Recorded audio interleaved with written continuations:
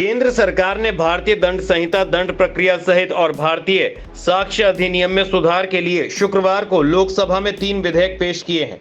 ये तीनों कानून देश में ब्रिटिश काल से लागू हैं। इस दौरान केंद्रीय मंत्री अमित शाह ने कहा कि सरकार का लक्ष्य न्याय सुनिश्चित करना है, सजा देना नहीं है। उन्होंने कहा कि जिन कानूनों को निरस्त किया जाएगा, उन कानूनों का फोकस ब्रिटिश प्रशासन की रक्षा करना था और उन्हें मजबूती देना था। उन कानूनों में दंड देने का विचार था, न्याय देना नहीं। अब नए तीनों कानून भारतीय नागरिक के अधिकारों की रक्षा करेंगे। इन 3 विधेयक में से एक है इंडियन पीनल कोड, एक है क्रिमिनल प्रोसीजर कोड और तीसरा है Indian evidence code. Indian penal code 1860 की जगह अब भारतीय न्याय संहिता 2023 होगा। क्रिमिनल प्रोसीजर कोड की जगह भारतीय नागरिक सुरक्षा संहिता 2023 प्रस्थापित होगा और इंडियन एविडेंस एक्ट 1872 की जगह भारतीय साक्ष्य अधिनियम प्रस्थापित होगा। लोकसभा में बोलते हुए गृह मंत्री ने कहा, इन तीनों कानून को रिप्लेस करके इनकी जगह 3 नए कानून जो बनेंगे, उनकी भावना भारतीयों को अधिकार देने की होगी। वो तीनों विधेयक एक प्रकार से मोदी जी ने जो 5 प्रण लिए हैं, उसमें से एक प्रण की अनुपालना करने वाले हैं।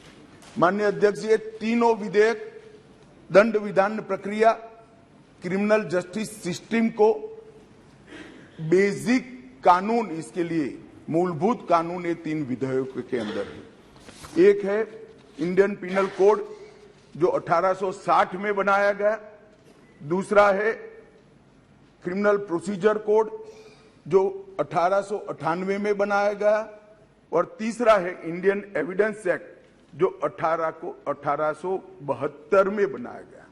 1860, 1898 और 1872 में अंग्रेजों द्वारा बनाए गए, अंग्रेजों की संसद के द्वारा पारित किए गए ये तीनों कानूनों को समाप्त कर आज हम तीनों नए कानून पुरस्कृत करने के लिए मैं आया हूं।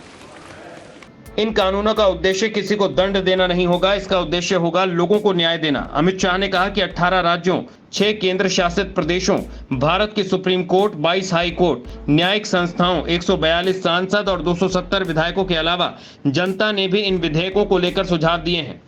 4 साल तक इस पर काफी चर्चा हुई है। हमने इस पर 158 बैठकें की हैं।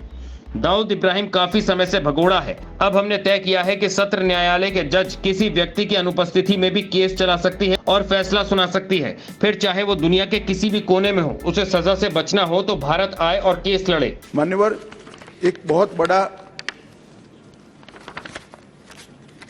ऐतिहासिक फैसला हमने किया है, अनुपस्थिति में ट्रायल। कई सारे केसों में दाऊद इब्राहिम वांटेड है, चले गए, देश छोड़कर भाग गए, आज उन पर ट्रायल नहीं होती। हमने तय किया है कि सेशन कोर्ट के जज ड्यू प्रोसीजर के बाद जिसको भगोड़ा घोषित करेंगे उसकी अनुपस्थिति में ट्रायल होगी और उनको सजा भी सुनाई।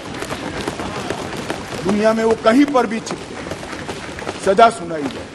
मान्यवर, इससे बहुत बड़ा फर्क पड़ने वाला है और वो सजा के खिलाफ अपील करना है तो न्याय की शरण में आए, अपने आप को भारतीय कानूनों के शरण में, भारतीय कानूनों की शरण में लाए और अदालत के सामने जाए तो हाईकोर्ट में चैलेंज करें। केंद्रीय गृह मंत्री अमित शाह ने कहा कि इस कानून के तहत हम राजद्रोह जैसे कानून निरस्त कर रहे हैं। राजद्रोह पर कि अंग्रेजों ने अपने शासन को बचाने के लिए एक कानून बना था।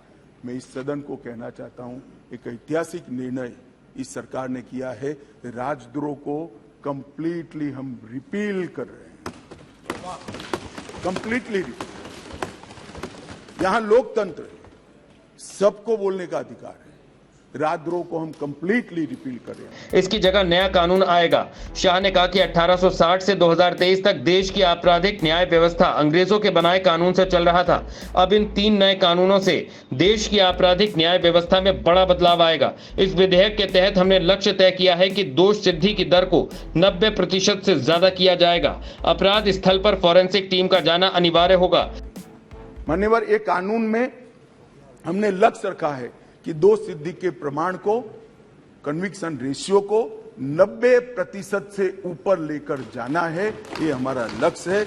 इसलिए हमने एक महत्वपूर्ण प्रावधान किया है कि 7 वर्ष या उससे ऊपर की सजा जिस धाराओं में है वो सभी क्राइम सीन पर फॉरेंसिक टीम की विजिट को हम कंपलसरी कर रहे हैं।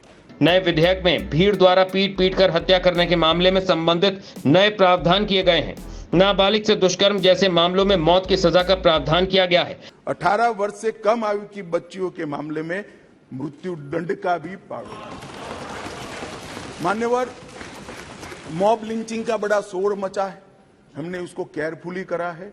मॉब लिंचिंग के लिए भी 7 साल आजीवन कारावास और मृत्युदंड तीनों का प्रोविजन कर हम। साथ ही एक तय समय सीमा में सरकारी कर्मचारी के खिलाफ मुकदमा चलाने की मंजूरी दी जाएगी। केंद्र सरकार ने